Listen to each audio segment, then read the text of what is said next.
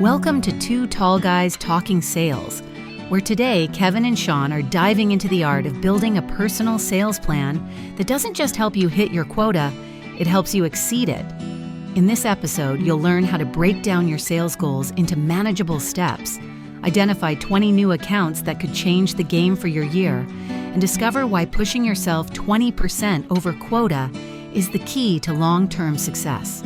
Whether you're relying on existing customers or aiming to acquire new ones, this episode has the strategies you need to thrive. Plus, Sean and Kevin will show you how to collaborate with marketing to fill gaps in your pipeline. Stick around and let's turn your next sales plan into a blueprint for victory. Sean, I am excited about today. Last week, we ended on the cliffhanger of transitioning from talking about company sales plans to individual sales plans and really the tactics. And this is where you and I can help people shine that are out there carrying a quota.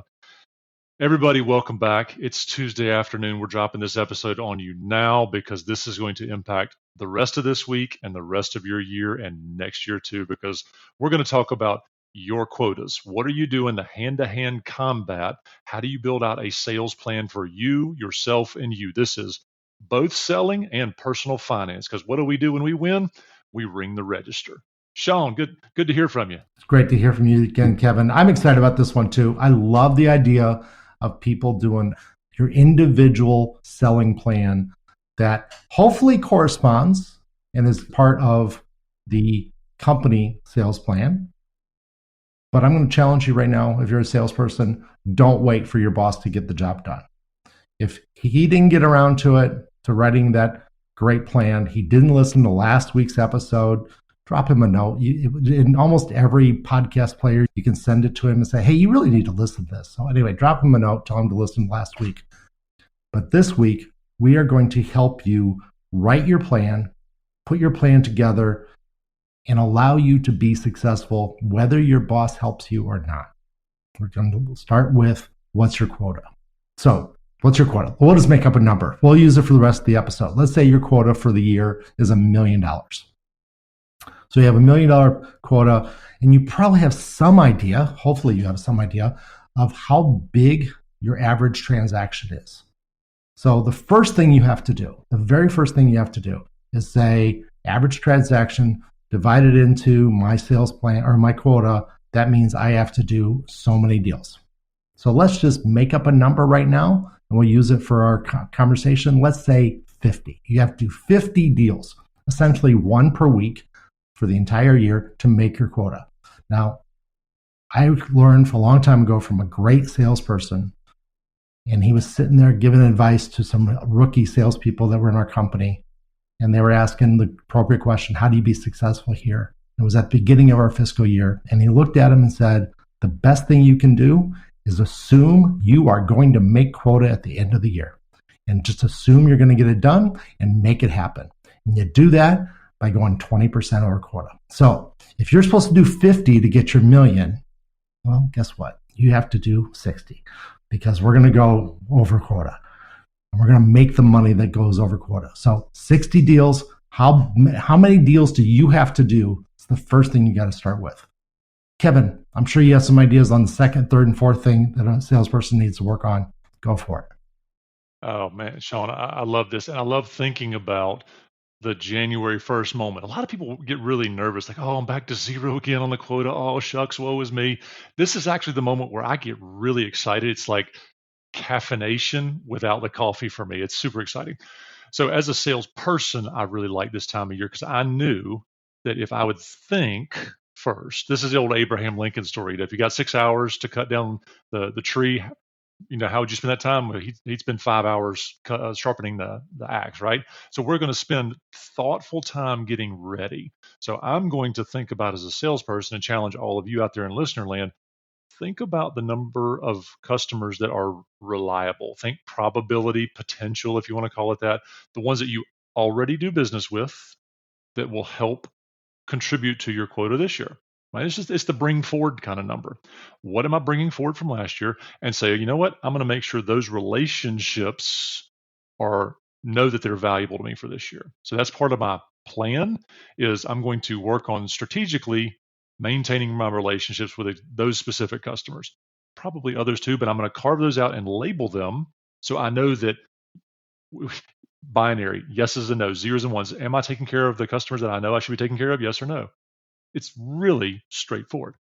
I'm also going to say to myself, hey, what are the strategic customers I need to acquire?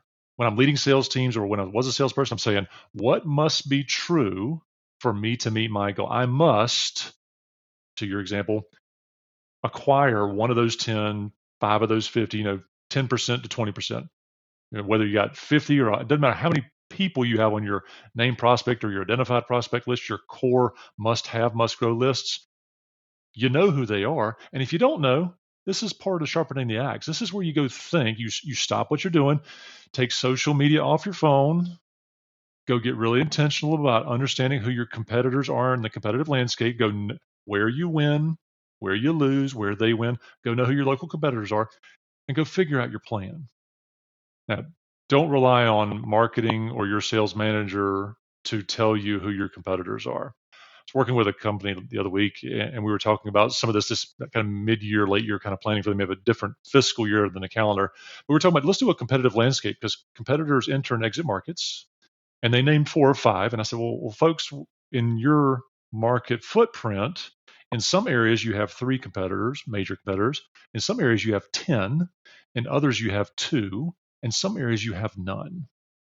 But you've got a lot of niche players in those areas where you have no direct competitors. So let's take this on a market by market basis, which applies to you, salespeople. Know your market.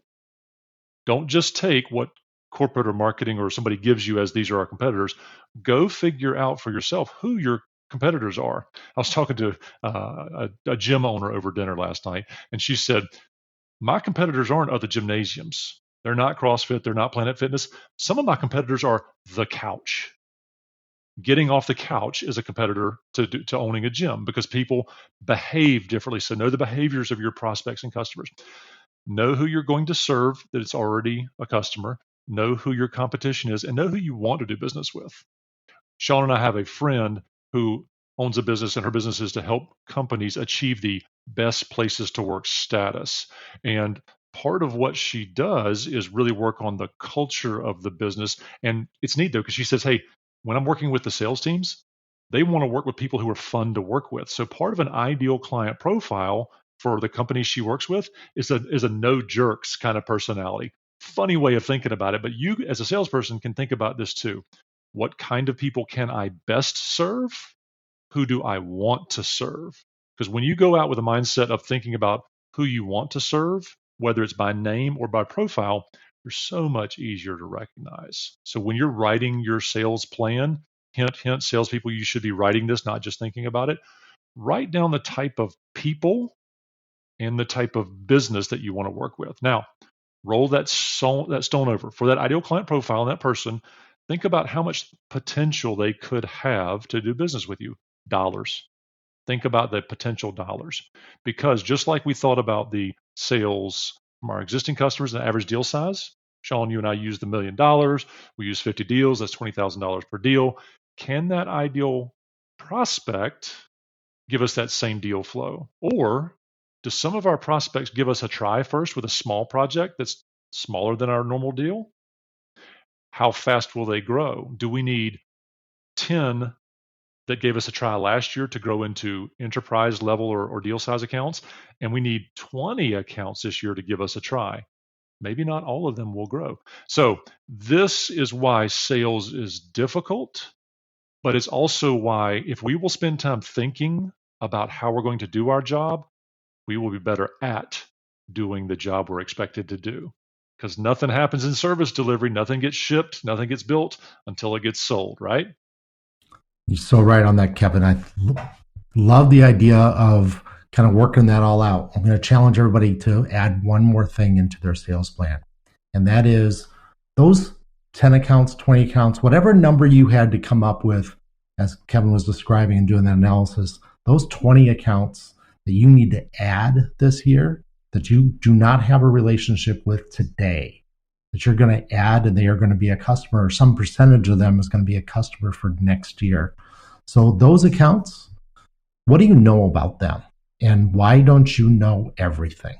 If they are important to your existence, they are important to your bank account, they're important to your family's income, savings for your kids' college, whatever the case may be, you need to think of them as your best friends. You need to figure out, what business do they do? What makes them special? Do they use my competitor? Do they not know about what I do, and that's why they're not a customer? Identify the problems that you solve, the goals that you help your customers attain, the needs that you help them satisfy, and figure out, do those 20 companies have those issues? And if you don't know, today is better than tomorrow to solve that problem. What's the old saying? When's the best time to plant a tree? 20 years ago. When's the second best time to plant a tree? Today. So if you don't know the answer to the questions, if you don't know why one of those 20 companies or 19 of those 20 companies should buy from you, well, then you need to figure it out. And you need to figure it out right now. Like, it needs to be job one. It's mid-October. You have 2.5 months before your quota hits you, and it's time to go. It's time to get ready. It's time to be booking deals in January, but not the end of January, the first week in January for those new deals. Go now. Figure out what those 20 companies need that you solve. Figure out what the goals are for those 20 companies and how your product, your service, your capability allows you to add to that and make that happen. Hey, Sean, one thing we haven't talked about yet that I think is relevant to both sales leaders and salespeople is who is generating the leads and prospects. You and I have talked about at a sales plan level, where are we growing? What's the enterprise growing? At the salesperson level, what are we doing with our existing customers and our prospects? But we haven't brought up marketing yet. And I know you've got some really great insight about marketing generated leads. And like you and I both have software in our background, software publisher generated leads, and then personally generated leads. Let's talk about and give some color to quota as it pertains to who's generating the lead. First of all, there are no excuses in sales.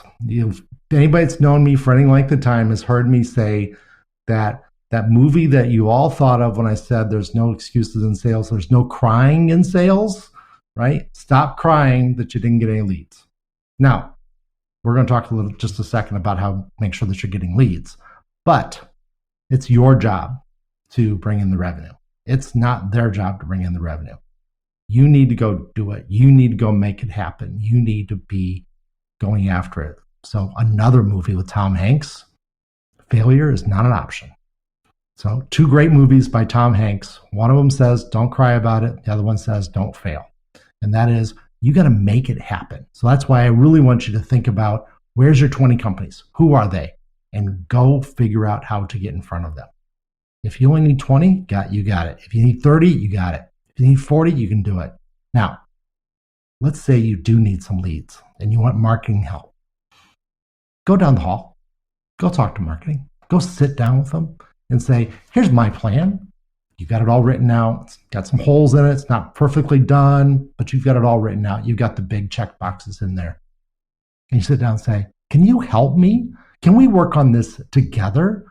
Is there something that you can do, Mr. or Mrs. Marketing, that's going to help me generate more leads at these customers, at these types of customers in my territory, in this part of the state, in this part of the county, on this side of the city, whatever your territory is? Can you help me generate more stuff? I have 3 or 4 ideas right now. And let's write them all down and let's get them going and get marketing to be there. Marketing and sales, most people get confused about what's the difference. And the reality is, if you're in sales, then you know there's a difference in marketing and you need somebody in marketing. And the way to get them on your team is to ask for them to be on your team. Go talk to your marketing person. I'm not going to tell you here right now how you're going to do marketing and how you're going to create bigger programs and what shows you should be going to and what blog posts you should be writing. That's up to you in marketing. But it has to be up to you in marketing. Go talk to your marketing person. Sit down with them. Say, here's what I've got done. I need your help to get the rest of the way. And I guarantee they're going to look at you and they'll go, man, nobody has ever done that for me at all. Sure, I'll be happy to plug those things in. I'll be happy to help you. Let's think of some new programs. Let's think of some new things in the newsletter. Let's put out a newsletter, whatever the case may be, so we can get this done. And I hope this episode has been great. It's been 15 minutes of us talking about how to get better and how to be a fantastic salesperson. So I hope some of it wore off. I hope you picked up a couple hints. And if you did, drop us a note. Hit the 5 stars button when the podcast player that you're looking at says, "How do you like this?" Hit that 5 stars button. Give us a review if you want. Send it off to your friend. Send it to your boss. And have a great day. See you next Tuesday. What a great episode, Sean and Kevin. I learned so much about the importance of truly knowing your competitors and market. Kevin's point about not relying solely on marketing or corporate to tell you who your competitors are really hit home. You can sharpen your sales plan and identify opportunities that others may miss by taking the initiative to understand who is operating in your space, where they win, and where you have the edge. This level of preparation and market knowledge is a game changer. Now let's not forget the significant actionable item from today's episode: identifying 20 new accounts and getting to know them inside and out.